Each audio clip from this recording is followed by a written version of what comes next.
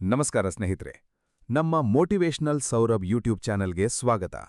ನೀವಿನ್ನೂ ನಮ್ಮ ಚಾನೆಲ್ಗೆ ಹೊಸಬರಾಗಿದ್ರೆ ಈಗಲೇ ನಮ್ಮ ಚಾನೆಲ್ ಅನ್ನು ತಪ್ಪದೇ ಸಬ್ಸ್ಕ್ರೈಬ್ ಮಾಡಿ ಮತ್ತು ಬೆಲ್ ಬಟನ್ ಅನ್ನು ಕ್ಲಿಕ್ ಮಾಡುವುದನ್ನು ಮರೆಯಬೇಡಿ. ಸ್ನೇಹಿತರೆ, ಒಂದು ಕ್ಷಣ ಕಣ್ಣು ಮುಚ್ಚಿ ಯೋಚಿಸಿ ನೋಡಿ. ನಿಮ್ಮ ಬಾಳಿನಲ್ಲಿ ಎಷ್ಟೋ ಬಾರಿ ನೀವು ಏನನ್ನೂ ಸಾಧಿಸಬೇಕು ಎಂದು ಮನಸ್ಸಿನಲ್ಲಿ ಅಂದುಕೊಂಡಿದ್ದೀರಿ. ಎಷ್ಟೋ ಕನಸುಗಳು ನಿಮ್ಮ ಹೃದಯದ ಒಳಗೆ ಮೊಳಕೆಯೊಡೆದಿವೆ. ಆದರೆ ಆ ಕನಸುಗಳು ಎಂದಿಗೂ ವಾಸ್ತವವಾಗಲಿಲ್ಲ. ಯಾಕೆ ಗೊತ್ತಾ? ಯಾರೋ ಬಂದು ನಿಮ್ಮನ್ನು ತಡೆಯಲಿಲ್ಲ. ಯಾವುದೋ ಗೋಡೆ ನಿಮ್ಮ ದಾರಿಗೆ ಅಡ್ಡಿಯಾಗಲಿಲ್ಲ. ನಿಮ್ಮನ್ನು ತಡೆದದ್ದು ಬೇರೆ ಯಾರೂ ಅಲ್ಲ, ನಿಮ್ಮದೇ ಮನಸ್ಸಿನ ಒಳಗೆ ಅಡಗಿ ಕುಳಿತಿರುವ ಒಂದು ಅದೃಶ್ಯ ಶತ್ರು. ಅದೇ ಭಯ. ಭಯ ಎಂಬುದು ಒಂದು ವಿಚಿತ್ರ ಜೀವಿ. ಅದು ಕಣ್ಣಿಗೆ ಕಾಣುವುದಿಲ್ಲ. ಆದರೆ ಅದರ ಹಿಡಿತ ಎಷ್ಟು ಬಲವಾಗಿರುತ್ತದೆಯೆಂದರೆ ಅದು ನಮ್ಮ ಕೈಕಾಲುಗಳನ್ನು ಕಟ್ಟಿಹಾಕಿ, ನಮ್ಮ ಬುದ್ಧಿಯನ್ನು ಮಂದಗೊಳಿಸಿ, ನಮ್ಮ ಹೃದಯದ ಬಡಿತವನ್ನೇ ಬದಲಾಯಿಸಿಬಿಡುತ್ತದೆ. ಒಂದು ಸಣ್ಣ ಬೀಜದಂತೆ ಪ್ರಾರಂಭವಾಗುವ ಈ ಭಯ ಕ್ರಮೇಣ ಬೃಹತ್ ಆಲದ ಮರವಾಗಿ ಬೆಳೆದು ನಮ್ಮ ಇಡೀ ಜೀವನವನ್ನೇ ಅದರ ನೆರಳಿನಲ್ಲಿ ಕಟ್ಟಿಹಾಕಿಬಿಡುತ್ತದೆ. ಅನೇಕರು ತಮ್ಮ ಜೀವನದುದ್ದಕ್ಕೂ ಈ ನೆರಳಿನಲ್ಲೇ ಬದುಕಿ ಸೂರ್ಯನ ಬೆಳಕನ್ನೇ ಕಾಣದೆ ಇಹಲೋಕ ತ್ಯಜಿಸಿಬಿಡುತ್ತಾರೆ. ಈ ಭಯ ಒಂದೇ ರೂಪದಲ್ಲಿ ಬರುವುದಿಲ್ಲ. ಕೆಲವರಿಗೆ ಅದು ವಿಫಲತೆಯ ಭಯವಾಗಿ ಬರುತ್ತದೆ.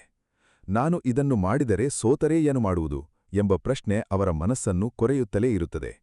ಕೆಲವರಿಗೆ ಅದು ಜನರ ಟೀಕೆಯ ಭಯ. ಜನ ಏನೆಂದುಕೊಳ್ಳುತ್ತಾರೆ ಎಂಬ ಒಂದು ಸಂಘವಾಕ್ಯ ಅವರ ಇಡೀ ಜೀವನದ ದಿಕ್ಕನ್ನೇ ಬದಲಾಯಿಸಿಬಿಡುತ್ತದೆ. ಇನ್ನೂ ಕೆಲವರಿಗೆ ಅದು ಅಪರಿಚಿತತೆಯ ಭಯ. ಹೊಸ ದಾರಿ, ಹೊಸ ಜೀವನ, ಹೊಸ ಅವಕಾಶ ಎಂದಾಗ ಇದೆಲ್ಲ ನನಗೆ ಗೊತ್ತಿಲ್ಲದ್ದು, ಇದು ಬೇಡ ಎಂದು ಹಿಂದೆ ಸರಿದು ಬಿಡುತ್ತಾರೆ. ಆದರೆ ಸ್ನೇಹಿತರೆ, ನಾವು ಒಂದು ಸತ್ಯವನ್ನು ಅರ್ಥಮಾಡಿಕೊಳ್ಳಬೇಕು. ಭಯ ಎಂಬುದು ಪ್ರಕೃತಿ ನಮಗೆ ಕೊಟ್ಟ ರಕ್ಷಣಾ ವ್ಯವಸ್ಥೆ. ಹುಲಿ ಎದುರಿಗೆ ಬಂದಾಗ ಭಯಪಡುವುದು ಸಹಜ, ಅದು ನಮ್ಮ ಜೀವ ಉಳಿಸುತ್ತದೆ. ಆದರೆ ಇಂದಿನ ಕಾಲದಲ್ಲಿ ನಮಗೆ ಹುಲಿಗಳಿಲ್ಲ. ಆದರೆ ಆ ಭಯದ ವ್ಯವಸ್ಥೆ ಇನ್ನೂ ಜೀವಂತವಾಗಿದೆ. ಅದು ಈಗ ಹುಲಿಗಳ ಬದಲಾಗಿ ನಮ್ಮ ಕನಸುಗಳ ಮೇಲೆ, ನಮ್ಮ ಆಸೆಗಳ ಮೇಲೆ, ನಮ್ಮ ಸಾಧ್ಯತೆಗಳ ಮೇಲೆ ದಾಳಿ ಮಾಡುತ್ತಿದೆ. ಇದೇ ಒಂದು ದೊಡ್ಡ ದುರಂತ. ನಾವು ಬದುಕಬೇಕಾದ ಕಾರಣಕ್ಕಾಗಿ ಕೊಟ್ಟ ಶಕ್ತಿಯನ್ನೇ ಈಗ ಬದುಕದೇ ಇರುವ ಕಾರಣಕ್ಕಾಗಿ ಬಳಸುತ್ತಿದ್ದೇವೆ. ಒಬ್ಬ ಋಷಿ ಒಮ್ಮೆ ಹೇಳಿದ ಮಾತು ನೆನಪಾಗುತ್ತದೆ. ಮನುಷ್ಯ ಸಾಯುವುದು ಒಂದೇ ಬಾರಿ, ಆದರೆ ಹೇಡಿ 1000 ಬಾರಿ ಸಾಯುತ್ತಾನೆ. ಪ್ರತಿ ಬಾರಿ ಭಯದಿಂದ ಹಿಂದೆ ಸರಿದಾಗಲೂ, ಪ್ರತಿ ಬಾರಿ ಅವಕಾಶವನ್ನು ಕಳೆದುಕೊಂಡಾಗಲೂ ನಾವು ಒಳಗೊಳಗೆ ಸ್ವಲ್ಪ ಸ್ವಲ್ಪವೇ ಸಾಯುತ್ತಿರುತ್ತೇವೆ. ದೇಹ ಬದುಕಿದ್ದರೂ ಆತ್ಮ ನಿಧಾನವಾಗಿ ಮರಗಟ್ಟಿ ಹೋಗುತ್ತಿರುತ್ತದೆ. ಭಯ ಎಲ್ಲಿಂದ ಹುಟ್ಟುತ್ತದೆ ಎಂಬುದನ್ನು ಅರ್ಥಮಾಡಿಕೊಳ್ಳಬೇಕಾದರೆ ನಾವು ನಮ್ಮ ಬಾಲ್ಯಕ್ಕೆ ಒಮ್ಮೆ ಹಿಂತಿರುಗಿ ನೋಡಬೇಕು. ಒಂದು ಮಗು ಹುಟ್ಟಿದಾಗ ಅದಕ್ಕೆ ಯಾವ ಭಯವೂ ಇರುವುದಿಲ್ಲ. ಮಗು ಬೆಂಕಿಯನ್ನು ಮುಟ್ಟಲು ಪ್ರಯತ್ನಿಸುತ್ತದೆ, ಎತ್ತರದಿಂದ ಜಿಗಿಯಲು ಪ್ರಯತ್ನಿಸುತ್ತದೆ, ಬಿದ್ದರೂ ಮತ್ತೆ ಎದ್ದು ನಡೆಯಲು ಪ್ರಯತ್ನಿಸುತ್ತದೆ. ಆದರೆ ನಿಧಾನವಾಗಿ ಸಮಾಜ, ಪೋಷಕರು, ಶಾಲೆ, ಸ್ನೇಹಿತರು ಇವರೆಲ್ಲರೂ ಸೇರಿ ಆ ಮಗುವಿನ ಮನಸ್ಸಿನಲ್ಲಿ ಭಯದ ಬೀಜಗಳನ್ನು ಬಿತ್ತುತ್ತಾ ಹೋಗುತ್ತಾರೆ. ಅದನ್ನು ಮಾಡಬೇಡ, ಬಿದ್ದು ಬಿಡುತ್ತೀಯ. ಹಾಗೆ ಮಾತಾಡಬೇಡ, ಜನ ನಗುತ್ತಾರೆ. ಆ ಕೆಲಸ ನಿನ್ನಿಂದ ಆಗುವುದಿಲ್ಲ. ಈ ರೀತಿಯ ಪ್ರತಿ ಮಾತು ಆ ಮಗುವಿನ ಮನಸ್ಸಿನಲ್ಲಿ ಒಂದೊಂದೇ ಇಟ್ಟಿಗೆಯಾಗಿ ಭಯದ ಕೋಟೆಯನ್ನು ಕಟ್ಟುತ್ತಾ ಹೋಗುತ್ತದೆ. ಇಲ್ಲಿ ಒಂದು ಮಹತ್ವದ ಸತ್ಯವಿದೆ. ನಾವು ಹುಟ್ಟಿನಿಂದಲೇ ಭಯಗ್ರಸ್ತರಲ್ಲ, ನಾವು ಕ್ರಮೇಣ ಭಯವನ್ನು ಕಲಿಯುತ್ತೇವೆ. ಮತ್ತು ಯಾವುದನ್ನು ಕಲಿಯಬಹುದೋ ಅದನ್ನು ಮರೆಯಲೂಬಹುದು, ಬಿಡಲೂಬಹುದು. ಇದೊಂದು ಆಶಾದಾಯಕ ಸಂಗತಿ. ಭಯ ನಮ್ಮ ಸ್ವಭಾವವಲ್ಲ, ಅದು ನಮಗೆ ಅಂಟಿಕೊಂಡ ಒಂದು ಅಭ್ಯಾಸ ಮಾತ್ರ. ಒಂದು ಆನೆಯ ಕಥೆ ಕೇಳಿ. ಸರ್ಕಸ್ಸಿನಲ್ಲಿ ಒಂದು ಆನೆಯನ್ನು ಚಿಕ್ಕ ಮರಿಯಾಗಿದ್ದಾಗಲೇ ಒಂದು ಸಣ್ಣ ಹಗ್ಗದಿಂದ ಗೂಟಕ್ಕೆ ಕಟ್ಟುತ್ತಾರೆ. ಆ ಮರಿ ಆನೆ ಎಷ್ಟೇ ಪ್ರಯತ್ನಿಸಿದರೂ ಆ ಹಗ್ಗವನ್ನು ಬಿಡಿಸಿಕೊಳ್ಳಲಾಗುವುದಿಲ್ಲ. ಕ್ರಮೇಣ ಅದು ನಾನು ಈ ಹಗ್ಗದಿಂದ ಬಿಡಿಸಿಕೊಳ್ಳಲು ಸಾಧ್ಯವಿಲ್ಲ ಎಂದು ನಂಬಿಬಿಡುತ್ತದೆ.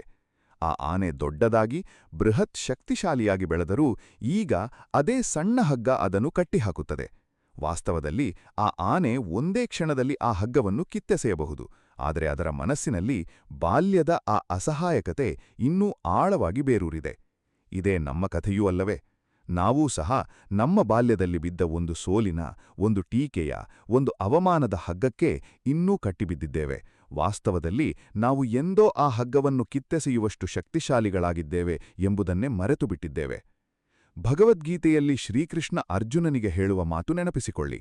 ಯುದ್ಧಭೂಮಿಯಲ್ಲಿ ನಿಂತ ಅರ್ಜುನ ತನ್ನವರನ್ನೇ ಎದುರಿಸಬೇಕಾದ ಪರಿಸ್ಥಿತಿಯಲ್ಲಿ ಭಯದಿಂದ ನಡುಗಿ ಬಿಲ್ಲನ್ನೇ ಕೆಳಗಿಳಿಸಿಬಿಡುತ್ತಾನೆ. ಆಗ ಕೃಷ್ಣ ಅವನಿಗೆ ಹೇಳುವುದು ಇಷ್ಟೇ: ನಿನ್ನ ಭಯ ನಿನ್ನ ಸ್ವಂತ ಮನಸ್ಸಿನ ಸೃಷ್ಟಿ. ಆತ್ಮ ಎಂದೂ ನಾಶವಾಗುವುದಿಲ್ಲ. ಹಾಗಿರುವಾಗ ನೀನು ಯಾತಕ್ಕೆ ಭಯಪಡುತ್ತೀಯಾ? ಈ ಮಾತು ಕೇವಲ ಯುದ್ಧಭೂಮಿಗೆ ಮಾತ್ರ ಸೀಮಿತವಲ್ಲ, ಇದು ನಮ್ಮೆಲ್ಲರ ಜೀವನದ ಪ್ರತಿಯೊಂದು ಯುದ್ಧಭೂಮಿಗೂ ಅನ್ವಯಿಸುತ್ತದೆ. ಭಯ ಎಂಬುದು ಕೇವಲ ಮನಸ್ಸಿನ ಒಂದು ಭಾವನೆ ಮಾತ್ರವಲ್ಲ, ಅದು ನಮ್ಮ ದೇಹದ ಮೇಲೂ ಆಳವಾದ ಪರಿಣಾಮ ಬೀರುತ್ತದೆ ಎಂಬುದನ್ನು ವಿಜ್ಞಾನವೂ ಸಾಬೀತುಪಡಿಸಿದೆ. ನಾವು ಭಯಗೊಂಡಾಗ ನಮ್ಮ ದೇಹದಲ್ಲಿ ಕಾರ್ಟಿಸಾಲ್ ಎಂಬ ಒತ್ತಡದ ಹಾರ್ಮೋನ್ ಬಿಡುಗಡೆಯಾಗುತ್ತದೆ. ಇದು ದೀರ್ಘಕಾಲ ನಮ್ಮ ದೇಹದಲ್ಲಿ ಉಳಿದರೆ ಅದು ನಮ್ಮ ಹೃದಯ, ನಮ್ಮ ಜೀರ್ಣಾಂಗ ವ್ಯವಸ್ಥೆ, ನಮ್ಮ ರೋಗನಿರೋಧಕ ಶಕ್ತಿ ಎಲ್ಲದರ ಮೇಲೂ ಕೆಟ್ಟ ಪರಿಣಾಮ ಬೀರುತ್ತದೆ. ಅಂದ್ರೆ ಭಯ ಎಂಬುದು ಕೇವಲ ನಮ್ಮ ಕನಸುಗಳನ್ನು ಮಾತ್ರ ಕೊಲ್ಲುವುದಿಲ್ಲ, ಅದು ನಿಧಾನವಾಗಿ ನಮ್ಮ ದೇಹವನ್ನು ಕೊಲ್ಲುತ್ತಿರುತ್ತದೆ. ಎಷ್ಟೋ ಜನರಿಗೆ ರಕ್ತದೊತ್ತಡ, ಮಧುಮೇಹ, ಹೃದಯ ಸಂಬಂಧಿ ಕಾಯಿಲೆಗಳು ಬರುವುದಕ್ಕೆ ಮೂಲ ಕಾರಣ ಬೇರೆ ಯಾವುದೂ ಅಲ್ಲ, ಅವರೊಳಗೆ ದಶಕಗಟ್ಟಲೆ ಬೆಳೆದ ಭಯ ಮತ್ತು ಆತಂಕವೇ ಆಗಿರುತ್ತದೆ. ಒಂದು ಘಟನೆ ನೆನಪಾಗುತ್ತದೆ. ಒಂದು ಹಳ್ಳಿಯಲ್ಲಿ ಒಬ್ಬ ವ್ಯಾಪಾರಿ ಇದ್ದ. ಅವನಿಗೆ ಒಂದು ದೊಡ್ಡ ವ್ಯಾಪಾರ ಶುರು ಮಾಡುವ ಕನಸಿತ್ತು. ಆದರೆ ನಷ್ಟವಾದರೆ ಏನು ಮಾಡುವುದು, ಸಾಲ ಮಾಡಿ ಕುಟುಂಬವನ್ನೇ ಬೀದಿಗೆ ತಂದುಬಿಡುತ್ತೇನೇನೋ ಎಂಬ ಭಯ ಅವನನ್ನು ಪ್ರತಿ ರಾತ್ರಿ ನಿದ್ದೆಗೆಡಿಸುತ್ತಿತ್ತು. ಈ ಭಯದಿಂದಾಗಿ ಅವನು ಆ ವ್ಯಾಪಾರವನ್ನೂ ಶುರು ಮಾಡಲಿಲ್ಲ, ಜೊತೆಗೆ ನಿರಂತರ ಚಿಂತೆಯಿಂದ ಅವನಿಗೆ ಚಿಕ್ಕ ವಯಸ್ಸಿನಲ್ಲೇ ಹೃದಯದ ಸಮಸ್ಯೆಯೂ ಬಂದುಬಿಡಿತು. ಅವನು ಒಂದು ಕಡೆ ವ್ಯಾಪಾರವನ್ನೂ ಕಳೆದುಕೊಂಡ, ಆರೋಗ್ಯವನ್ನೂ ಕಳೆದುಕೊಂಡ. ಇಲ್ಲಿ ಅರ್ಥಮಾಡಿಕೊಳ್ಳಬೇಕಾದ ವಿಷಯ ಇಷ್ಟೇ: ಭಯದಿಂದ ನಾವು ಯಾವುದೋ ನಷ್ಟವನ್ನು ತಪ್ಪಿಸಿಕೊಳ್ಳುತ್ತೇವೆ ಎಂದು ಅಂದುಕೊಳ್ಳುತ್ತೇವೆ, ಆದರೆ ವಾಸ್ತವದಲ್ಲಿ ಆ ಭಯವೇ ನಮಗೆ ಇನ್ನೂ ದೊಡ್ಡ ನಷ್ಟವನ್ನು ತಂದೊಡ್ಡುತ್ತದೆ. ಇನ್ನೊಂದು ಮಹತ್ವದ ಸಂಗತಿಯೆಂದರೆ, ಭಯ ನಮ್ಮ ಸೃಜನಶೀಲತೆಯನ್ನು ಕೊಲ್ಲುತ್ತದೆ. ಮನಸ್ಸು ಭಯಗ್ರಸ್ತವಾದಾಗ ಅದು ಕೇವಲ ಬದುಕುಳಿಯುವ ಬಗ್ಗೆ ಮಾತ್ರ ಯೋಚಿಸುತ್ತದೆ. ಹೊಸ ಆಲೋಚನೆಗಳಿಗೆ, ಹೊಸ ಸಾಧ್ಯತೆಗಳಿಗೆ ಜಾಗವೇ ಇರುವುದಿಲ್ಲ. ಇದನ್ನು ಒಂದು ಮುಷ್ಟಿ ಮುಚ್ಚಿದ ಕೈಗೆ ಹೋಲಿಸಬಹುದು. ಮುಷ್ಟಿ ಬಿಗಿಯಾಗಿ ಮುಚ್ಚಿಕೊಂಡಿದ್ರೆ ಅದರೊಳಗೆ ಏನನ್ನೂ ಇಡಲಾಗುವುದಿಲ್ಲ, ಏನನ್ನೂ ಸ್ವೀಕರಿಸಲಾಗುವುದಿಲ್ಲ. ಭಯಗ್ರಸ್ತ ಮನಸ್ಸು ಹಾಗೆಯೇ, ಅದು ಬಿಗಿಯಾಗಿ ಮುಚ್ಚಿಕೊಂಡು ಹೊಸ ಅವಕಾಶಗಳನ್ನು, ಹೊಸ ಬೆಳಕನ್ನು ಒಳಗೆ ಬಿಡುವುದೇ ಇಲ್ಲ. ಬುದ್ಧನ ಜೀವನದಲ್ಲಿ ಒಂದು ಸುಂದರ ಪ್ರಸಂಗವಿದೆ. ಒಬ್ಬ ಶಿಷ್ಯ ಬುದ್ಧನ ಬಳಿ ಬಂದು, ಗುರುಗಳೇ, ನನಗೆ ಸಾವಿನ ಬಗ್ಗೆ ಭಯ ಎಂದು ಹೇಳುತ್ತಾನೆ. ಆಗ ಬುದ್ಧ ಕೇಳುತ್ತಾನೆ, ನೀನು ಹುಟ್ಟುವ ಮೊದಲು ಎಲ್ಲಿದ್ದೆ? ಆ ಸ್ಥಿತಿಯ ಬಗ್ಗೆ ನಿನಗೆ ಭಯವಿತ್ತೆ? ಶಿಷ್ಯ ಇಲ್ಲ ಎನ್ನುತ್ತಾನೆ. ಆಗ ಬುದ್ಧ ಹೇಳುತ್ತಾನೆ, ಸಾವು ಕೂಡ ಅದೇ ಸ್ಥಿತಿಗೆ ಹಿಂತಿರುಗುವುದು ಮಾತ್ರ, ಭಯಪಡಬೇಕಾದದ್ದೇನೂ ಇಲ್ಲ. ಇಲ್ಲಿ ಬುದ್ಧ ಹೇಳುವ ಆಳವಾದ ಸತ್ಯವೇನೆಂದರೆ, ನಮ್ಮ ಎಷ್ಟೋ ಭಯಗಳು ವಾಸ್ತವದಲ್ಲಿ ಆಧಾರರಹಿತವಾಗಿರುತ್ತವೆ. ಅವು ಕೇವಲ ನಮ್ಮ ಮನಸ್ಸಿನ ಕಲ್ಪನೆಗಳಷ್ಟೇ. ಭಯದ ಕೋಟೆಯನ್ನು ಒಡೆಯುವ ಮೊದಲ ಹೆಜ್ಜೆ ಯಾವುದು ಗೊತ್ತೇ? ಅದು ಕ್ರಿಯೆ. ಕೇವಲ ಒಂದು ಕ್ರಿಯೆ. ನಾವು ಸಾಮಾನ್ಯವಾಗಿ ಭಯ ಸಂಪೂರ್ಣ ಮಾಯವಾದ ಮೇಲೆಯೇ ಕೆಲಸ ಶುರು ಮಾಡಬೇಕು ಎಂದು ಕಾಯುತ್ತೇವೆ. ಆದರೆ ಇದೇ ದೊಡ್ಡ ತಪ್ಪು ತಿಳುವಳಿಕೆ. ಸತ್ಯವೇನೆಂದರೆ, ಧೈರ್ಯ ಎಂಬುದು ಭಯ ಇಲ್ಲದಿರುವುದಲ್ಲ. ಧೈರ್ಯ ಎಂದರೆ ಭಯದ ಜೊತೆಗೇ ಮುಂದೆ ಹೆಜ್ಜೆ ಇಡುವುದು. ಭಯ ಸಂಪೂರ್ಣ ಹೋದ ಮೇಲೆ ಕೆಲಸ ಶುರು ಮಾಡುತ್ತೇನೆ ಎಂದು ಕಾಯುವವನು ಜೀವನಪೂರ್ತಿ ಕಾಯುತ್ತಲೇ ಇಡುತ್ತಾನೆ. ಏಕೆಂದರೆ ಭಯ ಎಂದೂ ಸಂಪೂರ್ಣವಾಗಿ ಹೋಗುವುದಿಲ್ಲ, ಅದು ಕ್ರಿಯೆಯ ಮೂಲಕ ಮಾತ್ರ ಕರಗುತ್ತಾ ಹೋಗುತ್ತದೆ. ಒಂದು ಹಳ್ಳಿಯ ಕೊಳದ ಬಳಿ ಒಂದು ಚಿಕ್ಕ ಹುಡುಗ ಈಜು ಕಲಿಯಲು ನಿಂತಿದ್ದ ದೃಶ್ಯವನ್ನು ಕಲ್ಪಿಸಿಕೊಳ್ಳಿ. ಅವನು ದಡದಲ್ಲಿ ನಿಂತು ನೀರನ್ನೇ ನೋಡುತ್ತಾ ಮುಳುಗಿ ಹೋದರೆ ಏನು ಮಾಡಲಿ ಎಂದು ಗಂಟೆಗಟ್ಟಲೆ ಯೋಚಿಸುತ್ತಲೇ ಇದ್ದ. ಅವನ ತಂದೆ ಪಕ್ಕದಲ್ಲಿ ನಿಂತು ಒಂದೇ ಮಾತು ಹೇಳಿದ, ಮಗು, ನೀರಿಗೆ ಇಳಿಯದೆ ಈಜು ಎಂದೂ ಕಲಿಯುವುದಿಲ್ಲ. ಮೊದಲ ಬಾರಿ ಸ್ವಲ್ಪ ನೀರು ಕುಡಿಯಬಹುದು, ಸ್ವಲ್ಪ ಮುಳುಗಬಹುದು, ಆದರೆ ಆ ಅನುಭವವೇ ನಿನಗೆ ಈಜು ಕಲಿಸುತ್ತದೆ. ಈ ಸಣ್ಣ ಮಾತಿನಲ್ಲಿ ಇಡೀ ಜೀವನದ ತತ್ವಶಾಸ್ತ್ರವೇ ಅಡಗಿದೆ. ದಡದಲ್ಲಿ ನಿಂತು ಎಷ್ಟೇ ಪುಸ್ತಕ ಓದಿದರೂ, ಎಷ್ಟೇ ವಿಡಿಯೋ ನೋಡಿದರೂ ಈಜು ಕಲಿಯಲಾಗುವುದಿಲ್ಲ. ನೀರಿಗೆ ಇಳಿಯಲೇಬೇಕು, ಎಷ್ಟೇ ಭಯವಿದ್ದರೂ. ನಮ್ಮ ಜೀವನವೂ ಇದೇ ರೀತಿ. ಒಂದು ಹೊಸ ಉದ್ಯೋಗ ಶುರು ಮಾಡುವುದಿರಲಿ, ಒಂದು ಹೊಸ ಸಂಬಂಧ ಬೆಳೆಸುವುದಿರಲಿ, ವೇದಿಕೆಯ ಮೇಲೆ ಮಾತನಾಡುವುದಿರಲಿ, ನಾವು ಎಷ್ಟೇ ಸಿದ್ಧತೆ ಮಾಡಿಕೊಂಡರೂ ಆ ಪರಿಪೂರ್ಣ ಕ್ಷಣ ಎಂದೂ ಬರುವುದಿಲ್ಲ. ಪರಿಪೂರ್ಣ ಕ್ಷಣಕ್ಕಾಗಿ ಕಾಯುವುದೇ ಭಯದ ಇನ್ನೊಂದು ಮುಖವಾಗಿರುತ್ತದೆ. ಅದು ನಮ್ಮನ್ನು ಮೋಸಗೊಳಿಸುವ ಒಂದು ಚಾಣಾಕ್ಷ ವಿಧಾನ. ಇನ್ನೂ ಸ್ವಲ್ಪ ಸಿದ್ಧತೆ ಬೇಕು, ಇನ್ನೂ ಸ್ವಲ್ಪ ಕಲಿಯಬೇಕು ಎಂದು ಮನಸ್ಸು ಹೇಳುತ್ತಲೇ ಇರುತ್ತದೆ. ಆದರೆ ವಾಸ್ತವದಲ್ಲಿ ಅದು ಕ್ರಿಯೆಯನ್ನು ಮುಂದೂಡುವ ಒಂದು ನೆಪ ಮಾತ್ರ. ಒಂದು ಸುಂದರವಾದ ವಿಚಾರವಿದೆ. ಕ್ರಿಯೆ ಭಯಕ್ಕಿಂತ ಮೊದಲು ಇರಬೇಕೆಂದೇನಿಲ್ಲ. ಕ್ರಿಯೆ ಭಯದ ಜೊತೆಗೇ ಇರಬಹುದು, ಮತ್ತು ಆ ಕ್ರಿಯೆಯ ಮೂಲಕವೇ ಭಯ ನಿಧಾನವಾಗಿ ಮಾಯವಾಗುತ್ತದೆ. ಒಬ್ಬ ಸೈನಿಕ ಯುದ್ಧಭೂಮಿಗೆ ಇಳಿಯುವಾಗ ಅವನಿಗೆ ಭಯವಿಲ್ಲ ಎಂದಲ್ಲ, ಆದರೆ ಅವನು ಆ ಭಯದ ಜೊತೆಗೇ ಮುಂದೆ ಹೆಜ್ಜೆ ಇಡುತ್ತಾನೆ. ಅವನ ಧೈರ್ಯ ಎಂದರೆ ಭಯದ ಅನುಪಸ್ಥಿತಿಯಲ್ಲ, ಅವನ ಕರ್ತವ್ಯದ ಮೇಲಿನ ಬದ್ಧತೆಯ ಗೆಲುವು. ನಮ್ಮ ಸಂಸ್ಕೃತಿಯಲ್ಲಿ ಉದ್ಯಮೇನ ಹಿ ಸಿದ್ಧ್ಯಂತಿ ಕಾರ್ಯಾಣಿ ನ ಮನೋರಥೈಃ ಎಂಬ ಒಂದು ಪ್ರಸಿದ್ಧ ಸುಭಾಷಿತವಿದೆ. ಕೆಲಸಗಳು ಸಾಧಿಸುವುದು ಪ್ರಯತ್ನದಿಂದ, ಕೇವಲ ಆಸೆಗಳಿಂದಲ್ಲ. ಎಷ್ಟೋ ಜನ ದಿನವಿಡೀ ಕನಸು ಕಾಣುತ್ತಾ ಕುಳಿತಿರುತ್ತಾರೆ, ಆದರೆ ಒಂದೇ ಒಂದು ಸಣ್ಣ ಹೆಜ್ಜೆ ಇಡುವುದಿಲ್ಲ. ನೆನಪಿಡಿ, 1000 ಮೈಲಿಗಳ ಪ್ರಯಾಣವು ಒಂದೇ ಒಂದು ಹೆಜ್ಜೆಯಿಂದ ಶುರುವಾಗುತ್ತದೆ. ಆ ಒಂದು ಹೆಜ್ಜೆ ಎಷ್ಟೇ ಚಿಕ್ಕದಾಗಿದ್ದರೂ ಅಷ್ಟೇ ಪ್ರಮುಖವಾದದ್ದು, ಏಕೆಂದರೆ ಅದೇ ಭಯದ ಗೋಡೆಗೆ ಬಿದ್ದ ಮೊದಲ ಬಿರುಕು. ಭಯವನ್ನು ಎದುರಿಸುವ ಕಲೆಯನ್ನು ಅರ್ಥಮಾಡಿಕೊಳ್ಳಲು ನಾವೊಂದು ಇಂಗ್ಲಿಷ್ ಅಕ್ಷರ ಸಂಕ್ಷೇಪವನ್ನೇ ನೆನಪಿಸಿಕೊಳ್ಳಬೇಕಿಲ್ಲ. ನಮ್ಮದೇ ಭಾಷೆಯಲ್ಲಿ ಒಂದು ಸರಳ ಸತ್ಯವಿದೆ. ಭಯ ಎಂಬುದು ಹೆಚ್ಚಿನ ಸಂದರ್ಭಗಳಲ್ಲಿ ವಾಸ್ತವವಲ್ಲ, ಅದು ನಮ್ಮ ಮನಸ್ಸು ಸೃಷ್ಟಿಸಿದ ಒಂದು ಭ್ರಮೆ. ಕತ್ತಲ ಕೋಣೆಯಲ್ಲಿ ನೇತಾಡುವ ಒಂದು ಹಗ್ಗದ ಸುರುಳಿಯನ್ನು ಹಾವು ಎಂದು ತಪ್ಪಾಗಿ ಗ್ರಹಿಸಿ ಭಯಪಡುವ ಕಥೆಯನ್ನು ನಾವೆಲ್ಲ ಕೇಳಿದ್ದೇವೆ. ಬೆಳಕು ಬಂದ ಕೂಡಲೇ ಆ ಹಾವು ಕೇವಲ ಹಗ್ಗ ಎಂದು ಗೊತ್ತಾಗುತ್ತದೆ. ಆದರೆ ಆ ಬೆಳಕು ಬರುವ ಮೊದಲು ಆ ಭಯ ನಿಜವಾದ ಹಾವಿನಷ್ಟೇ ನೈಜವಾಗಿ ಅನುಭವವಾಗುತ್ತದೆ. ಇದೇ ರೀತಿ ನಮ್ಮ ಬಹುತೇಕ ಭಯಗಳು ಕೇವಲ ಗ್ರಹಿಕೆಯ ತಪ್ಪುಗಳಷ್ಟೇ. ಅವುಗಳಿಗೆ ಜ್ಞಾನದ ಬೆಳಕು ಬಿದ್ದ ಕೂಡಲೇ ಅವು ಕರಗಿ ಹೋಗುತ್ತವೆ. ಒಬ್ಬ ಪರ್ವತಾರೋಹಿಯ ಕಥೆ ಹೇಳುತ್ತೇನೆ.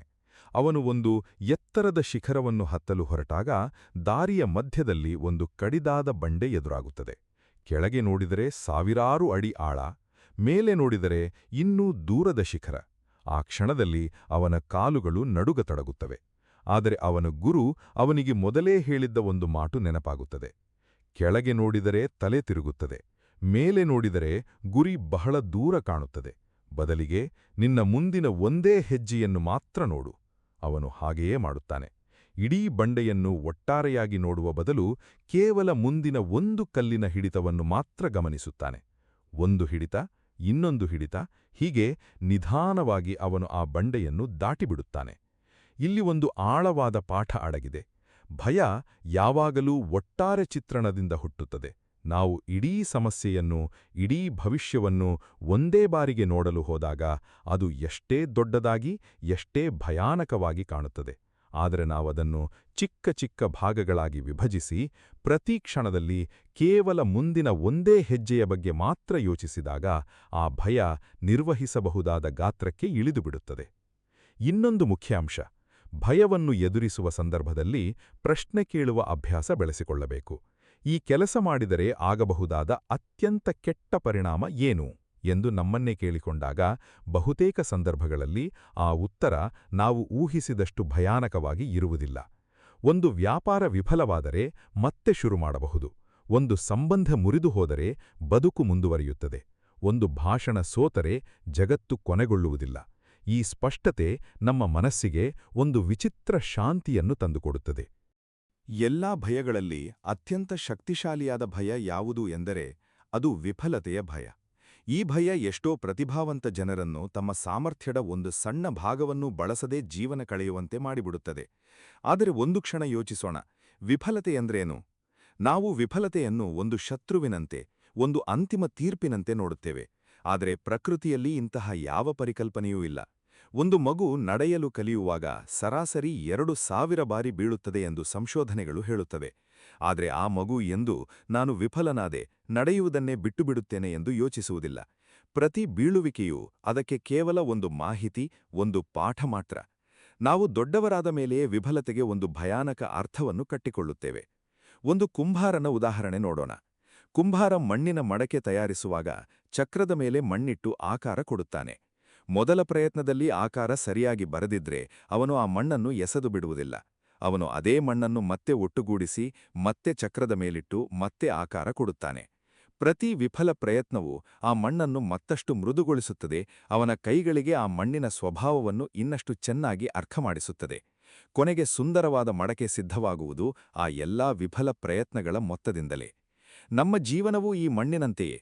ಪ್ರತಿ ಸೋಲು ನಮ್ಮನ್ನು ಮುಗಿಸಿಬಿಡುವುದಿಲ್ಲ, ಬದಲಿಗೆ ನಮ್ಮನ್ನು ಅಂತಿಮ ಆಕಾರಕ್ಕೆ ಹತ್ತಿರ ತರುತ್ತದೆ. ಇನ್ನೊಂದು ಪ್ರಮುಖ ಭಯವೆಂದರೆ ಜನರ ಟೀಕೆಯ ಭಯ. ಜನ ಏನಂದುಕೊಳ್ಳುತ್ತಾರೆ ಎಂಬ ಚಿಂತೆ ಎಷ್ಟೋ ಜನರ ಜೀವನವನ್ನೇ ನಿಯಂತ್ರಿಸುತ್ತದೆ. ಆದರೆ ಇಲ್ಲಿ ಒಂದು ಸತ್ಯ ಅರ್ಥಮಾಡಿಕೊಳ್ಳಬೇಕು. ಕೆಸರಿನಲ್ಲಿ ಹುಟ್ಟಿ ಬೆಳೆದರೂ ಕಮಲ ಎಂದಿಗೂ ಆ ಕೆಸರಿನ ಕೊಳಕನ್ನು ತನ್ನ ದಳಗಳಿಗೆ ಅಂಟಿಸಿಕೊಳ್ಳುವುದಿಲ್ಲ. ಅದು ತನ್ನದೇ ಆದ ಸೌಂದರ್ಯದಲ್ಲಿ ಸುತ್ತಲಿನ ಕೊಳಕಿನಿಂದ ಸಂಪೂರ್ಣ ಪ್ರತ್ಯೇಕವಾಗಿ ಅರಳುತ್ತದೆ. ನಾವು ಸಹ ಜನರ ಟೀಕೆಗಳ ಕೆಸರಿನ ಮಧ್ಯದಲ್ಲಿ ಬದುಕುತ್ತಿದ್ದರೂ ಆ ಟೀಕೆಗಳನ್ನು ನಮ್ಮ ಆತ್ಮಗೌರವಕ್ಕೆ ಅಂಟಿಸಿಕೊಳ್ಳಬೇಕಿಲ್ಲ. ಟೀಕಿಸುವವರು ಯಾವಾಗಲೂ ಇರುತ್ತಾರೆ, ಏಕೆಂದರೆ ಟೀಕಿಸುವುದು ಸುಲಭ, ಆದರೆ ಕ್ರಿಯೆ ಮಾಡುವುದು ಕಷ್ಟ.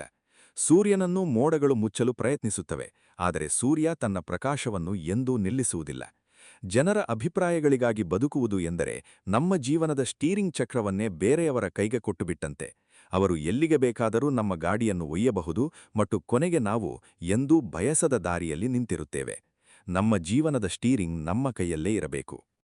ಮನುಷ್ಯನ ಮನಸ್ಸು ಪರಿಚಿತತೆಯನ್ನು ಪ್ರೀತಿಸುತ್ತದೆ, ಏಕೆಂದರೆ ಪರಿಚಿತತೆಯಲ್ಲಿ ಒಂದು ಸುಳ್ಳು ಸುರಕ್ಷತೆಯ ಭಾವನೆ ಇರುತ್ತದೆ. ಅದೇ ಕಾರಣಕ್ಕೆ ಎಷ್ಟೋ ಜನರು ತಮಗೆ ಇಷ್ಟವಿಲ್ಲದ ಉದ್ಯೋಗದಲ್ಲಿ, ತಮಗೆ ಸಂತೋಷ ಕೊಡದ ಸಂಬಂಧದಲ್ಲಿ, ತಮ್ಮ ಬೆಳವಣಿಗೆಗೆ ಪೂರಕವಲ್ಲದ ಪರಿಸರದಲ್ಲಿ ದಶಕಗಳ ಕಾಲ ಸಿಲುಕಿಕೊಂಡಿರುತ್ತಾರೆ. ಅವರಿಗೆ ಗೊತ್ತಿದೆ ಇದು ಸರಿಯಲ್ಲ ಎಂದು, ಆದರೆ ಗೊತ್ತಿರುವ ದುಃಖ ಅವರಿಗೆ ಗೊತ್ತಿಲ್ಲದ ಸಂತೋಷಕ್ಕಿಂತ ಸುರಕ್ಷಿತ ಎನಿಸುತ್ತದೆ. ಇದೊಂದು ಅತ್ಯಂತ ವಿಚಿತ್ರ ಮಾನಸಿಕ ಬಲೆ. ಒಂದು ಪಕ್ಷಿಯ ಮರಿಯ ಕಥೆಯನ್ನು ಗಮನಿಸಿ. ಅದು ಗೂಡಿನಲ್ಲಿ ಸುರಕ್ಷಿತವಾಗಿ, ಬೆಚ್ಚಗೆ, ತಾಯಿ ತಂದುಕೊಡುವ ಆಹಾರ ತಿಂದು ಬೆಳೆಯುತ್ತದೆ. ಆದರೆ ಒಂದು ದಿನ ಬರುತ್ತದೆ. ಆ ಮರಿಗೆ ರೆಕ್ಕೆಗಳು ಬಲಿಷ್ಠವಾಗಿ ಬೆಳೆದಿರುತ್ತವೆ. ಆದರೆ ಅದು ಇನ್ನೂ ಗೂಡಿನ ಅಂಚಿನಲ್ಲಿ ನಿಂತು ಕೆಳಗೆ ನೋಡುತ್ತಾ ಹಿಂಜರಿಯುತ್ತಿರುತ್ತದೆ. ತಾಯಿ ಹಕ್ಕಿಯಾಗ ಒಂದು ಕಠಿಣ ನಿರ್ಧಾರ ತೆಗೆದುಕೊಳ್ಳುತ್ತದೆ. ಅದು ಆಹಾರ ತರುವುದನ್ನು ನಿಲ್ಲಿಸುತ್ತದೆ ಅಥವಾ ಗೂಡನ್ನೇ ಸ್ವಲ್ಪ ಅಲುಗಾಡಿಸುತ್ತದೆ. ಇದು ಕ್ರೂರತೆಯಲ್ಲ, ಇದು ಪ್ರೀತಿಯ ಒಂದು ಆಳವಾದ ರೂಪ. ಏಕೆಂದರೆ ಆ ಮರಿ ಆಕಾಶದಲ್ಲಿ ಹಾರಲು ಹುಟ್ಟಿದೆಯೇ ಹೊರತು ಗೂಡಿನಲ್ಲಿ ಜೀವಮಾನವಿಡೀ ಕುಳಿತಿರಲಲ್ಲ. ಕೆಲವೊಮ್ಮೆ ಜೀವನವೂ ನಮ್ಮನ್ನು ಈ ರೀತಿಯೇ ತಳ್ಳುತ್ತದೆ. ಉದ್ಯೋಗ ಕಳೆದುಕೊಳ್ಳುವುದು, ಸಂಬಂಧ ಮುರಿಯುವುದು, ಆರೋಗ್ಯದ ಸಮಸ್ಯೆ ಬರುವುದು, ಇವೆಲ್ಲ ನಮ್ಮನ್ನು ಪರಿಚಿತ ಗೂಡಿನಿಂದ ಹೊರಗೆ ಎಸೆಯುವ ಜೀವನದ ವಿಧಾನಗಳಾಗಿರಬಹುದು. ಇದರ ಹಿಂದೆ ನಮ್ಮ ಬೆಳವಣಿಗೆಗಾಗಿ ಒಂದು ಆಳವಾದ ಉದ್ದೇಶವಿರುತ್ತದೆ. ಬೀಜದ ಉದಾಹರಣೆಯನ್ನು ನೋಡೋಣ. ಒಂದು ಬೀಜ ಮರವಾಗಬೇಕಾದರೆ ಅದು ಮೊದಲು ತನ್ನ ಈಗಿನ ಬೀಜದ ರೂಪವನ್ನೇ ಸಂಪೂರ್ಣವಾಗಿ ಕಳೆದುಕೊಳ್ಳಬೇಕು. ಬೀಜದ ಕವಚ ಒಡೆಯದೆ ಬೀಜ ಎಂದೂ ಮೊಳಕೆಯಾಗುವುದಿಲ್ಲ. ಈ ಒಡೆಯುವಿಕೆ ಬೀಜಕ್ಕೆ ನೋವಿನಂತೆ ಕಂಡರೂ ಅದೇ ಹೊಸ ಜೀವನದ ಆರಂಭ. ನಮ್ಮ ಜೀವನದಲ್ಲೂ ಬದಲಾವಣೆಯ ಆ ಕ್ಷಣಗಳು ನೋವಿನಿಂದ ಕೂಡಿರುತ್ತವೆ, ಅಪರಿಚಿತತೆಯ ಭಯದಿಂದ ತುಂಬಿರುತ್ತವೆ. ಆದರೆ ಆ ಬೀಜದ ಕವಚ ಒಡೆಯದೆ ನಾವೆಂದೂ ನಮ್ಮ ನಿಜವಾದ ಸಾಮರ್ಥ್ಯದ ಎತ್ತರಕ್ಕೆ ಬೆಳೆಯಲಾರೆವು. ಅಪರಿಚಿತತೆ ಭಯಾನಕವಾಗಿ ಕಾಣುವುದಕ್ಕೆ ಒಂದು ಕಾರಣ ಉಂಟು. ನಮ್ಮ ಮನಸ್ಸು ಅಪರಿಚಿತತೆಯ ಬಗ್ಗೆ ಯಾವಾಗಲೂ ಕೆಟ್ಟ ಸಾಧ್ಯತೆಗಳನ್ನೇ ಚಿತ್ರಿಸುತ್ತದೆ, ಒಳ್ಳೆಯ ಸಾಧ್ಯತೆಗಳಲ್ಲ. ಆದರೆ ವಾಸ್ತವದಲ್ಲಿ ಅಪರಿಚಿತತೆ ಎಂಬುದು ಕೇವಲ ಒಂದು ಖಾಲಿ ಹಾಳೆ. ಅದರಲ್ಲಿ ಕೆಟ್ಟದ್ದೂ ಬರೆಯಬಹುದು, ಒಳ್ಳೆಯದ್ದೂ ಬರೆಯಬಹುದು. ಆ ಹಾಳೆಯನ್ನು ಹೇಗೆ ತುಂಬಿಸುವುದು ಎಂಬುದು ಬಹುಪಾಲು ನಮ್ಮದೇ ಕೈಯಲ್ಲಿದೆ. ಜೀವನದ ಅತ್ಯಂತ ಸುಂದರವಾದ ಅಧ್ಯಾಯಗಳು ಯಾವಾಗಲೂ ಆರಂಭವಾಗುವುದು ಅಪರಿಚಿತತೆಯ ಅಂಚಿನಲ್ಲೇ. ಆಧ್ಯಾತ್ಮಿಕ ದೃಷ್ಟಿಯಿಂದ ನೋಡಿದಾಗ ಭಯದ ನಿಜವಾದ ಮೂಲ ಎಲ್ಲಿದೆ ಗೊತ್ತೇ?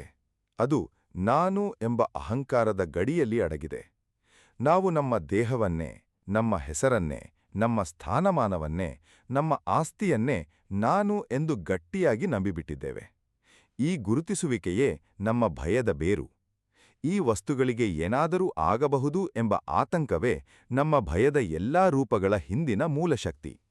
ಆದರೆ ನಮ್ಮ ಪ್ರಾಚೀನ ಋಷಿಗಳು ಒಂದು ಆಳವಾದ ಸತ್ಯವನ್ನು ಕಂಡಿದ್ದರು. ನಾವು ಈ ದೇಹ, ಈ ಮನಸ್ಸು, ಈ ಸ್ಥಾನಮಾನ ಅಲ್ಲ. ನಾವು ಇವೆಲ್ಲವನ್ನೂ ಗಮನಿಸುವ, ಇವೆಲ್ಲವನ್ನೂ ಅನುಭವಿಸುವ ಒಂದು ಸಾಕ್ಷಿ ಪ್ರಜ್ಞೆ. ಒಂದು ಸುಂದರವಾದ ಧ್ಯಾನಾಭ್ಯಾಸವಿದೆ. ಭಯ ಎದ್ದಾಗ ಆ ಭಯದೊಂದಿಗೆ ಗುರುತಿಸಿಕೊಳ್ಳುವ ಬದಲು ಆ ಭಯವನ್ನೇ ಗಮನಿಸುವ ಒಬ್ಬ ಸಾಕ್ಷಿಯಾಗಿ ನಿಲ್ಲುವುದು. ನನಗೆ ಭಯವಾಗುತ್ತಿದೆ ಎಂದು ಹೇಳುವ ಬದಲು ನನ್ನ ಮನಸ್ಸಿನಲ್ಲಿ ಭಯ ಎಂಬ ಒಂದು ಭಾವನೆ ಎದ್ದಿದೆ ಎಂದು ಗಮನಿಸುವುದು. ಈ ಸಣ್ಣ ಬದಲಾವಣೆಯಲ್ಲಿ ಅಗಾಧವಾದ ಶಕ್ತಿ ಅಡಗಿದೆ. ಮೊದಲ ವಾಕ್ಯದಲ್ಲಿ ನಾವು ಭಯದೊಂದಿಗೆ ಸಂಪೂರ್ಣವಾಗಿ ಒಂದಾಗಿಬಿಡುತ್ತೇವೆ. ಎರಡನೆಯ ವಾಕ್ಯದಲ್ಲಿ ನಾವು ಆ ಭಯದಿಂದ ಒಂದು ಹೆಜ್ಜೆ ಹಿಂದೆ ಸರಿದು ಅದನ್ನು ಒಂದು ಆಕಾಶದಲ್ಲಿ ಬಂದು ಹೋಗುವ ಮೋಡದಂತೆ ನೋಡುತ್ತೇವೆ. ಆಕಾಶ ಎಂದೂ ಮೋಡದಿಂದ ನಾಶವಾಗುವುದಿಲ್ಲ. ಮೋಡ ಬಂದು ಹೋಗುತ್ತಲೇ ಇರುತ್ತದೆ. ಆಕಾಶ ಎಂದೆಂದಿಗೂ ಅದೇ ವಿಶಾಲವಾಗಿ, ಶುದ್ಧವಾಗಿ ಉಳಿಯುತ್ತದೆ. ನಮ್ಮ ನಿಜವಾದ ಸ್ವರೂಪವು ಆ ಆಕಾಶದಂತೆಯೇ. ಭಯ ಎಂಬ ಮೋಡ ಬಂದು ಹೋಗುತ್ತದೆ, ಆದರೆ ನಮ್ಮ ಆಳವಾದ ಆತ್ಮ ಎಂದೂ ಬದಲಾಗುವುದಿಲ್ಲ, ಎಂದೂ ನಾಶವಾಗುವುದಿಲ್ಲ. ಉಪನಿಷತ್ತುಗಳಲ್ಲಿ ಅಭಯಂ ವೈ ಬ್ರಹ್ಮ ಎಂಬ ಒಂದು ಮಾತಿದೆ. ನಿರ್ಭಯತೆಯೇ ಬ್ರಹ್ಮ, ಅಂದರೆ ಪರಮಸತ್ಯದ ಸ್ವಭಾವವೇ ನಿರ್ಭಯತೆ. ನಾವು ಆ ಪರಮಸತ್ಯದ ಒಂದು ಅಂಶವಾಗಿದ್ದೇವೆ. ಆದ್ದರಿಂದ ನಿರ್ಭಯತೆ ನಮ್ಮ ನಿಜವಾದ ಸ್ವಭಾವ. ಭಯ ಕೇವಲ ಒಂದು ತಾತ್ಕಾಲಿಕ ಮುಸುಕು ಮಾತ್ರ. ಒಂದು ಚಿನ್ನದ ಒಡವೆಗೆ ಧೂಳು ಮುಚ್ಚಿಕೊಂಡರೆ ಆ ಚಿನ್ನ ತನ್ನ ಗುಣವನ್ನು ಕಳೆದುಕೊಳ್ಳುವುದಿಲ್ಲ. ಕೇವಲ ಧೂಳಿನ ಪದರದ ಕೆಳಗೆ ಮುಚ್ಚಿಹೋಗಿರುತ್ತದೆ. ಒಂದು ಒರೆಸುವ ಬಟ್ಟೆಯಿಂದ ಆ ಧೂಳನ್ನು ತೆಗೆದರೆ ಸಾಕು, ಚಿನ್ನ ಮತ್ತೆ ಹೊಳೆಯುತ್ತದೆ. ಭಯವೂ ನಮ್ಮ ಆತ್ಮದ ಮೇಲಿನ ಒಂದು ಧೂಳಿನ ಪದರ ಮಾತ್ರ. ನಮ್ಮ ನಿಜವಾದ ಸ್ವರೂಪ ಎಂದೂ ಆ ಭಯದಿಂದ ಕಲುಷಿತವಾಗಿಲ್ಲ. ಧ್ಯಾನ, ಪ್ರಾರ್ಥನೆ, ಆತ್ಮಚಿಂತನೆ ಇವೆಲ್ಲ ಆ ಧೂಳನ್ನು ಒರೆಸುವ ಬಟ್ಟೆಗಳಂತೆ ಕೆಲಸ ಮಾಡುತ್ತವೆ. ಪ್ರತಿದಿನ ಕೆಲವು ನಿಮಿಷ ಮೌನವಾಗಿ ಕುಳಿತು ನಮ್ಮ ಉಸಿರಾಟವನ್ನು ಗಮನಿಸುತ್ತಾ ನಮ್ಮ ಆಲೋಚನೆಗಳನ್ನು ಕೇವಲ ಒಬ್ಬ ಪ್ರೇಕ್ಷಕನಂತೆ ನೋಡುವ ಅಭ್ಯಾಸ ಬೆಳೆಸಿಕೊಂಡರೆ ಕ್ರಮೇಣ ಭಯದ ಹಿಡಿತ ಸಡಿಲಗೊಳ್ತಾ ಹೋಗುತ್ತದೆ. ಇದು ಒಂದೇ ದಿನದಲ್ಲಿ ಆಗುವ ಪ್ರಕ್ರಿಯೆಯಲ್ಲ, ಆದರೆ ಪ್ರತಿದಿನದ ಅಭ್ಯಾಸ ನಮ್ಮನ್ನು ನಮ್ಮ ನಿಜವಾದ ನಿರ್ಭಯ ಸ್ವರೂಪಕ್ಕೆ ಹತ್ತಿರ ಕರೆದೊಯ್ಯುತ್ತದೆ. ನಾವು ಒಂದು ಕ್ರಾಂತಿಕಾರಿ ವಿಚಾರದ ಬಗ್ಗೆ ಮಾತನಾಡೋಣ. ಭಯವನ್ನು ಶತ್ರುವಿನಂತೆ ನೋಡುವ ಬದಲು ಅದನ್ನು ಇಂಧನವಾಗಿ ಪರಿವರ್ತಿಸುವುದು ಹೇಗೆ? ಇದು ಕೇಳಲು ವಿಚಿತ್ರವಾಗಿ ಕಾಣಿಸಬಹುದು, ಆದರೆ ಇದೊಂದು ಆಳವಾದ ಸತ್ಯ. ಭಯ ಮತ್ತು ಉತ್ಸಾಹ ಈ ಎರಡೂ ಭಾವನೆಗಳು ದೇಹದಲ್ಲಿ ಬಹುತೇಕ ಒಂದೇ ರೀತಿಯ ಶಾರೀರಿಕ ಪ್ರತಿಕ್ರಿಯೆಗಳನ್ನು ಸೃಷ್ಟಿಸುತ್ತವೆ. ಹೃದಯ ಬಡಿತ ಹೆಚ್ಚಾಗುತ್ತದೆ, ಉಸಿರಾಟ ವೇಗವಾಗುತ್ತದೆ, ದೇಹದಲ್ಲಿ ಶಕ್ತಿಯ ಪ್ರವಾಹ ಹರಿಯುತ್ತದೆ. ವ್ಯತ್ಯಾಸ ಇರುವುದು ಕೇವಲ ನಾವು ಆ ಶಕ್ತಿಗೆ ಕೊಡುವ ಹೆಸರಿನಲ್ಲಿ ಮಾತ್ರ. ನನಗೆ ಭಯವಾಗುತ್ತಿದೆ ಎಂದು ಹೇಳುವ ಬದಲು ನಾನು ಉತ್ಸುಕನಾಗಿದ್ದೇನೆ ಎಂದು ಹೇಳಿಕೊಂಡರೆ ಅದೇ ಶಕ್ತಿ ನಮ್ಮನ್ನು ಪಾರ್ಶ್ವವಾಯುಗೊಳಿಸುವ ಬದಲು ಮುಂದೆ ತಳ್ಳುತ್ತದೆ. ಒಂದು ನದಿಯ ದೃಷ್ಟಾಂತ ನೋಡೋಣ. ಒಂದು ನದಿ ಬೆಟ್ಟಗಳ ನಡುವೆ ಹರಿಯುವಾಗ ಅನೇಕ ಬಂಡೆಗಳು, ಅಡೆತಡೆಗಳು ಎದುರಾಗುತ್ತದೆ. ಆ ನದಿ ಈ ಅಡೆತಡೆಗಳನ್ನು ನೋಡಿ ಹಿಂತಿರುಗಿ ಹೋಗುವುದಿಲ್ಲ. ಬದಲಾಗಿ ಆ ಬಂಡೆಗಳ ಜೊತೆಗಿನ ಘರ್ಷಣೆಯೇ ನದಿಗೆ ಇನ್ನಷ್ಟು ವೇಗ, ಇನ್ನಷ್ಟು ಶಕ್ತಿ ಕೊಡುತ್ತದೆ. ಆ ಘರ್ಷಣೆಯಿಂದಲೇ ಜಲಪಾತಗಳು ಸೃಷ್ಟಿಯಾಗುತ್ತವೆ. ಆ ಜಲಪಾತಗಳ ಶಕ್ತಿಯಿಂದಲೇ ವಿದ್ಯುತ್ ಉತ್ಪಾದನೆಯಾಗುತ್ತದೆ. ಅಡೆತಡೆಯಿಲ್ಲದ ನದಿ ಕೇವಲ ಒಂದು ಶಾಂತ ಹೊಳೆಯಾಗಿ ಉಳಿದುಬಿಡುತ್ತದೆ. ಆದರೆ ಅಡೆತಡೆಗಳನ್ನು ಎದುರಿಸಿದ ನದಿಯೇ ಮಹಾನದಿಯಾಗಿ, ಶಕ್ತಿಶಾಲಿಯಾಗಿ ಬೆಳೆಯುತ್ತದೆ. ನಮ್ಮ ಭಯಗಳು ಈ ಬಂಡೆಗಳಂತೆಯೇ. ಅವು ನಮ್ಮನ್ನು ನಿಲ್ಲಿಸಲು ಬಂದಿಲ್ಲ, ಬದಲಾಗಿ ನಮ್ಮೊಳಗಿನ ಸುಪ್ತ ಶಕ್ತಿಯನ್ನು ಜಾಗೃತಗೊಳಿಸಲು ಬಂದಿವೆ. ಒಬ್ಬ ಗಾಯಕಿಯ ಕಥೆ ಹೇಳುತ್ತೇನೆ. ಅವಳಿಗೆ ವೇದಿಕೆಯ ಮೇಲೆ ಹಾಡುವ ಮೊದಲು ಯಾವಾಗಲೂ ವಿಪರೀತ ಭಯವಾಗುತ್ತಿತ್ತು. ಕೈಕಾಲುಗಳು ನಡುಗುತ್ತಿದ್ದವು, ಗಂಟಲು ಒಣಗುತ್ತಿತ್ತು. ಅವಳು ಈ ಭಯದಿಂದಾಗಿ ಹಾಡುವುದನ್ನೇ ಬಿಟ್ಟುಬಿಡುವ ಯೋಚನೆ ಮಾಡಿದ್ದಳು. ಆದರೆ ಒಬ್ಬ ಹಿರಿಯ ಗುರುಗಳು ಅವಳಿಗೆ ಒಂದು ಮಾತು ಹೇಳಿದರು. ಈ ನಡುಕು, ಈ ಬೆವರುವಿಕೆ ನಿನ್ನ ದೇಹ ಸಂಗೀತಕ್ಕಾಗಿ ಸಿದ್ಧವಾಗುತ್ತಿರುವ ಸಂಕೇತ. ಇದನ್ನೇ ನಿನ್ನ ಶಕ್ತಿಯನ್ನಾಗಿ ಬಳಸಿಕೋ. ಅವಳು ಈ ಮಾತನ್ನು ಮನಸ್ಸಿನಲ್ಲಿಟ್ಟುಕೊಂಡು ಆ ಶಕ್ತಿಯನ್ನು ತನ್ನ ಸಂಗೀತಕ್ಕೆ ಹರಿಸಲು ಶುರುಮಾಡಿದಳು. ಕ್ರಮೇಣ ಅವಳ ಹಾಡುಗಳಲ್ಲಿ ಒಂದು ವಿಶೇಷ ತೀವ್ರತೆ, ಒಂದು ಜೀವಂತಿಕೆ ಬಂತು. ಅದು ಆ ಭಯದ ಶಕ್ತಿಯಿಂದಲೇ ಹುಟ್ಟಿದ್ದಾಗಿತ್ತು. ಇದೇ ರೀತಿ ನಾವು ನಮ್ಮ ಭಯವನ್ನು ಒಂದು ಇಂಧನವಾಗಿ ನೋಡಬಹುದು. ಪರೀಕ್ಷೆಗೆ ಮೊದಲಿನ ಭಯ ನಮ್ಮನ್ನು ಇನ್ನಷ್ಟು ಸಿದ್ಧತೆ ಮಾಡಿಕೊಳ್ಳುವಂತೆ ಪ್ರೇರೇಪಿಸಬಹುದು. ಸಂದರ್ಶನದ ಮೊದಲಿನ ಭಯ ನಮ್ಮನ್ನು ಇನ್ನಷ್ಟು ಜಾಗರೂಕರನ್ನಾಗಿ ಮಾಡಬಹುದು. ಹೊಸ ಜವಾಬ್ದಾರಿಯ ಭಯ ನಮ್ಮನ್ನು ಇನ್ನಷ್ಟು ಎಚ್ಚರಿಕೆಯಿಂದ, ಇನ್ನಷ್ಟು ಶ್ರದ್ಧೆಯಿಂದ ಕೆಲಸ ಮಾಡುವಂತೆ ಪ್ರೇರೇಪಿಸಬಹುದು. ಭಯ ನಮ್ಮ ಶತ್ರುವಲ್ಲ, ಅದು ನಮ್ಮ ಪ್ರಜ್ಞೆಯನ್ನು ಜಾಗೃತಗೊಳಿಸುವ ಒಂದು ಎಚ್ಚರಿಕೆಯ ಗಂಟೆ. ಅದನ್ನು ಸರಿಯಾಗಿ ಬಳಸಿಕೊಂಡರೆ ಅದೇ ನಮ್ಮ ಅತ್ಯುತ್ತಮ ಸ್ನೇಹಿತ. ಸ್ನೇಹಿತರೆ, ಇಂದು ನಾವು ಒಂದು ಸುದೀರ್ಘ ಪ್ರಯಾಣ ಮಾಡಿದ್ದೇವೆ. ಭಯ ಎಲ್ಲಿಂದ ಹುಟ್ಟುತ್ತದೆ ಎಂಬುದರಿಂದ ಶುರುವಾಗಿ, ಅದು ನಮ್ಮ ದೇಹ ಮನಸ್ಸಿನ ಮೇಲೆ ಬೀರುವ ಪರಿಣಾಮ, ಅದನ್ನ ಎದುರಿಸುವ ಪ್ರಾಯೋಗಿಕ ವಿಧಾನಗಳು, ಆಧ್ಯಾತ್ಮಿಕ ಒಳನೋಟ ಮತ್ತು ಕೊನೆಗೆ ಅದನ್ನೇ ಶಕ್ತಿಯನ್ನಾಗಿ ಪರಿವರ್ತಿಸುವ ಕಲೆಯವರೆಗೆ ಇಷ್ಟೆಲ್ಲ ಚರ್ಚಿಸಿದ್ದೇವೆ. ಈಗ ಈ ಜ್ಞಾನವನ್ನೆಲ್ಲ ಒಗ್ಗೂಡಿಸಿ ನಮ್ಮ ನಿಜ ಜೀವನದಲ್ಲಿ ಅಳವಡಿಸಿಕೊಳ್ಳುವ ಸಮಯ ಬಂದಿದೆ. ನೆನಪಿಡಿ ಸ್ನೇಹಿತರೆ, ಭಯ ಎಂದೂ ಸಂಪೂರ್ಣವಾಗಿ ಮಾಯವಾಗುವುದಿಲ್ಲ ಮತ್ತು ಅದು ಮಾಯವಾಗಬೇಕು ಎಂದೂ ಇಲ್ಲ. ಅದು ನಮ್ಮ ಬದುಕಿನ ಒಂದು ಸಹಜ ಭಾಗ. ಸಾಗರ ಎಂದೂ ಸಂಪೂರ್ಣ ಶಾಂತವಾಗಿರುವುದಿಲ್ಲ. ಅಲೆಗಳು ಬರುತ್ತಲೇ ಇರುತ್ತವೆ. ಆದರೆ ಒಬ್ಬ ಅನುಭವಿ ನಾವಿಕ ಆ ಅಲೆಗಳಿಗೆ ಹೆದರಿ ದೋಣಿಯನ್ನೇ ದಡದಲ್ಲಿ ಕಟ್ಟಿಹಾಕುವುದಿಲ್ಲ. ಅವನು ಆ ಅಲೆಗಳ ಜೊತೆಗೇ ಸಾಗುವ ಕಲೆ ಕಲಿಯುತ್ತಾನೆ. ಅವನ ಗುರಿ ಅಲೆಗಳಿಲ್ಲದ ಸಾಗರವಲ್ಲ. ಅವನ ಗುರಿ ಅಲೆಗಳ ನಡುವೆಯೂ ತನ್ನ ದಿಕ್ಕನ್ನು ಕಾಯ್ದುಕೊಳ್ಳುವುದು. ಅದೇ ರೀತಿ ನಮ್ಮ ಗುರಿಯೂ ಭಯರಹಿತ ಜೀವನವಲ್ಲ, ಭಯದ ನಡುವೆಯೂ ನಮ್ಮ ಗುರಿಯ ಕಡೆಗೆ ಸಾಗುವ ಧೈರ್ಯ. ಇಂದಿನಿಂದಲೇ ಒಂದು ಸಣ್ಣ ಸಂಕಲ್ಪ ಮಾಡಿ. ಪ್ರತಿದಿನ ನಿಮ್ಮ ಮನಸ್ಸಿನಲ್ಲಿ ಎದ್ದ ಭಯವನ್ನು ಗುರುತಿಸಿ, ಅದನ್ನು ಬರೆದಿಡಿ. ಇದನ್ನ ಮಾಡಬೇಕು ಎಂದುಕೊಂಡಿದ್ದೆ, ಆದರೆ ಭಯದಿಂದ ಮಾಡಿಲ್ಲ ಎಂಬ ಒಂದು ಪಟ್ಟಿ ಮಾಡಿ. ಆ ಪಟ್ಟಿಯಲ್ಲಿ ಒಂದನ್ನಾದರೂ ಆರಿಸಿ ಹಿಂದೆ ಅದರೆಡೆಗೆ ಒಂದು ಚಿಕ್ಕ ಹೆಜ್ಜೆ ಇಡಿ. ಆ ಹೆಜ್ಜೆ ಎಷ್ಟೇ ಚಿಕ್ಕದಾಗಿರಲಿ, ಒಂದು ಕರೆ ಮಾಡುವುದು, ಒಂದು ಸಂದೇಶ ಕಳುಹಿಸುವುದು, ಒಂದು ಪ್ರಶ್ನೆ ಕೇಳುವುದು, ಆ ಒಂದು ಹೆಜ್ಜೆಯೇ ನಿಮ್ಮ ಭಯದ ಕೋಟೆಗೆ ಬಿದ್ದ ಮೊದಲ ಬಿರುಕು. ಜೀವನ ಎಂಬುದು ಒಂದು ಅಮೂಲ್ಯ ಕೊಡುಗೆ. ಇದು ನಮಗೆ ಒಮ್ಮೆ ಮಾತ್ರ ಸಿಗುತ್ತದೆ ಎಂಬುದನ್ನು ಎಂದೂ ಮರೆಯಬೇಡಿ. ನಾವು ಈ ಭೂಮಿಯ ಮೇಲೆ ಎಷ್ಟು ಕಾಲ ಇರುತ್ತೇವೆ ಎಂದು ಯಾರಿಗೂ ಗೊತ್ತಿಲ್ಲ. ಆದ್ದರಿಂದ ಭಯದ ನೆರಳಿನಲ್ಲಿ ಬದುಕಿ, ಮಾಡಬೇಕಾದ ಕೆಲಸಗಳನ್ನ ಮಾಡದೆ, ಹೇಳಬೇಕಾದ ಮಾತುಗಳನ್ನ ಹೇಳದೆ, ಪ್ರೀತಿಸಬೇಕಾದವರನ್ನ ಪ್ರೀತಿಸದೆ ಈ ಜೀವನ ಕಳೆಯುವುದಕ್ಕಿಂತ ದೊಡ್ಡ ದುರಂತ ಇನ್ನೊಂದಿಲ್ಲ. ಸಾವಿನ ಹಾಸಿಗೆಯಲ್ಲಿ ಮಲಗಿದ ಎಷ್ಟೋ ಜನರ ಕೊನೆಯ ಪಶ್ಚಾತ್ತಾಪ ಏನೆಂದರೆ, ನಾನು ಇನ್ನಷ್ಟು ಧೈರ್ಯದಿಂದ ಬದುಕಬಹುದಿತ್ತು, ಇನ್ನಷ್ಟು ಅಪಾಯಗಳನ್ನ ಎದುರಿಸಬಹುದಿತ್ತು, ಜನರ ಅಭಿಪ್ರಾಯಗಳಿಗೆ ಇಷ್ಟೊಂದು ಮಹತ್ವ ಕೊಡಬಾರದಿತ್ತು ಎಂಬುದೇ ಆಗಿರುತ್ತದೆ. ಎಂದು ಯಾರೂ ನಾನು ಹೆಚ್ಚು ಭಯಪಡಬೇಕಿತ್ತು ಎಂದು ಪಶ್ಚಾತ್ತಾಪ ಪಡುವುದಿಲ್ಲ. ಇಂದಿನಿಂದ ಆ ಒಳಗಿನ ಭಯದ ಧ್ವನಿ ಎದ್ದಾಗ ಅದನ್ನ ಶತ್ರುವಿನಂತೆ ಎದುರಿಸಬೇಡಿ, ಅದನ್ನ ಒಪ್ಪಿಕೊಳ್ಳಿ, ಅದಕ್ಕೆ ಧನ್ಯವಾದ ಹೇಳಿ ಮತ್ತು ಆ ಭಯದ ಜೊತೆಗೆ ಮುಂದೆ ಹೆಜ್ಜೆ ಇಡಿ. ನಿಮ್ಮೊಳಗೆ ಒಂದು ಅನಂತ ಶಕ್ತಿ ಅಡಗಿದೆ. ಅದು ಆ ಭಗವಂತನೇ ನಿಮಗೆ ಕೊಟ್ಟ ಕೊಡುಗೆ. ಆ ಶಕ್ತಿಯನ್ನ ಗುರುತಿಸಿ, ಆ ಶಕ್ತಿಯ ಮೇಲೆ ನಂಬಿಕೆ ಇಡಿ. ನೆನಪಿಡಿ, ನಿಮ್ಮನ್ನ ತಡೆಯುತ್ತಿರುವುದು ಬೇರೆ ಯಾರೂ ಅಲ್ಲ, ಕೇವಲ ನಿಮ್ಮದೇ ಮನಸ್ಸಿನ ಒಂದು ನೆರಳು. ಆ ನೆರಳನ್ನ ದಾಟಿ ಬೆಳಕಿನೆಡೆಗೆ ಹೆಜ್ಜೆ ಇಡಿ. ನಿಮ್ಮ ನಿಜವಾದ ವೈಭವ ಆ ಬೆಳಕಿನಲ್ಲೇ ಕಾಯುತ್ತಿದೆ. ಇದಿಷ್ಟು ಈ ಸಂಚಿಕೆಯ ವಿಷಯವಾಗಿದೆ. ಈ ಸಂಚಿಕೆಯ ಅನಿಸಿಕೆ ಅಭಿಪ್ರಾಯಗಳನ್ನು ತಪ್ಪದೇ ನಮ್ಮೊಂದಿಗೆ ಹಂಚಿಕೊಳ್ಳಿ ಮತ್ತು ಲೈಕ್ ಮಾಡುವುದನ್ನ ಮರೆಯಬೇಡಿ. ಈ ಸಂಚಿಕೆ ನಿಮಗೆ ಇಷ್ಟವಾಗಿದ್ದಲ್ಲಿ ಹರೇ ಕೃಷ್ಣ ಎಂದು ಕಮೆಂಟ್ ಮಾಡಿ ಅಥವಾ ನಿಮ್ಮಿಷ್ಟದ ದೇವರ ಹೆಸರನ್ನ ಕಮೆಂಟ್ನಲ್ಲಿ ಬರೆಯಿರಿ. ಆ ಭಗವಂತನು ನಿಮ್ಮೆಲ್ಲರನ್ನೂ ಆಶೀರ್ವದಿಸಲಿ. ವಂದನೆಗಳು.